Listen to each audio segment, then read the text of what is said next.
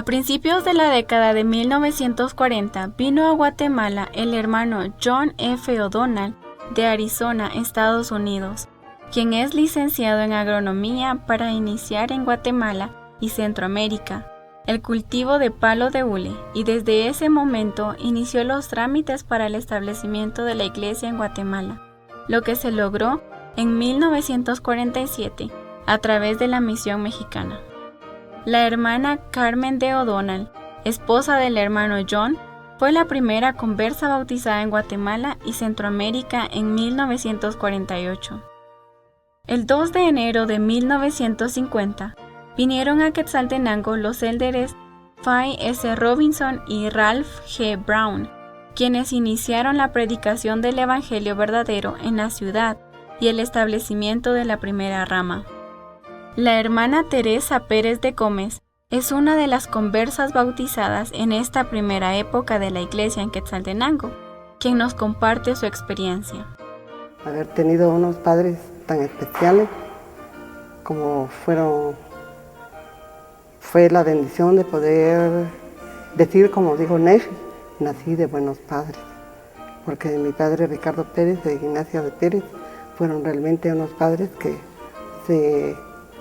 ellos desde un principio vieron la necesidad de buscar una religión verdadera.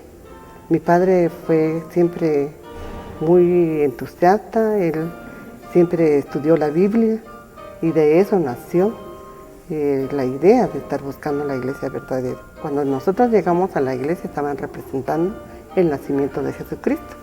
Habían coros, había la representación, y yo me acuerdo que había un niñito que estaba representando a Jesús.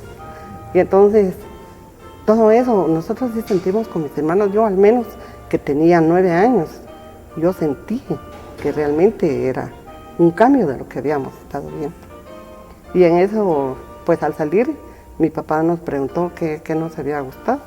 Entonces íbamos muy entusiasmados los tres y hasta él. Y le contamos a mi madre apoyó también con la decisión. Luego llegamos ya como familia a la ramita y entonces se tomó la decisión que nos bautizamos el 26 de enero de 1954. El hermano Julio César Calderón fue el primer presidente de la rama local en 1954 y en la actualidad es patriarca emérito de la estaca Quetzaltenango. La hermana Angelina Pérez se convirtió en la pionera de la música en Quetzaltenango en 1956.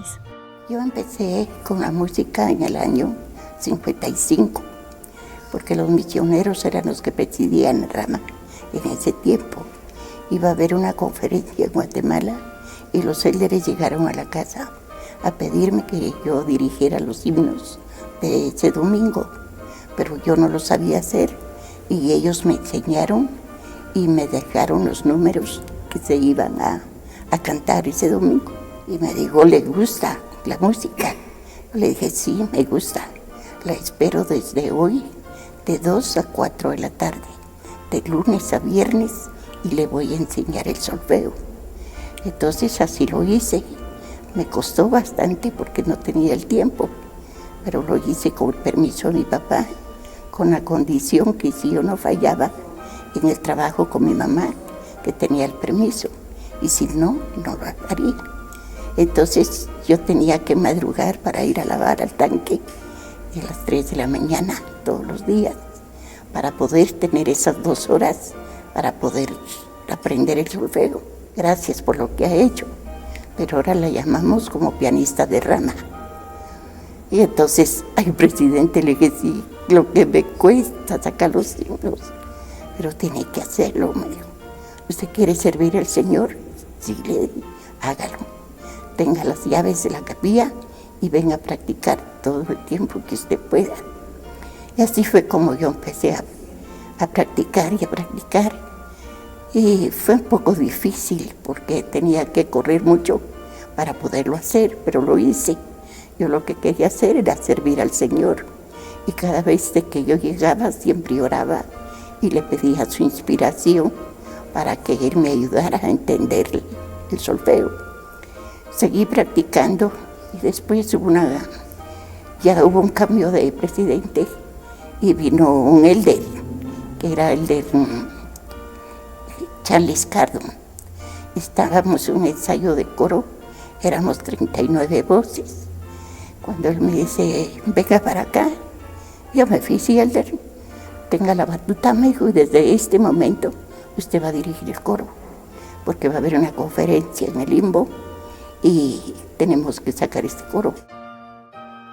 A principios de la década de 1960, se bautizaron los hermanos Marco Galo Scott y su esposa María Antonieta Colloy de Scott, quienes han permanecido activos desde ese entonces, y la hermana María Antonieta nos comparte el relato de su conversión. Yo me bauticé el año 1962, el 15 de abril de 1962. Él se llamaba Marco Galo Scott, pero él se bautizó como unos 3 meses antes sin que yo no lo supe, porque la verdad es que yo no quería aceptar el Evangelio. Fue algo difícil para mí. No quería cambiar mi religión, pero en realidad no me había puesto a pensar ni sabía, ¿verdad?, el gozo que me iba a traer ser miembro de la iglesia. Entonces por eso me bauticé yo mucho después que él.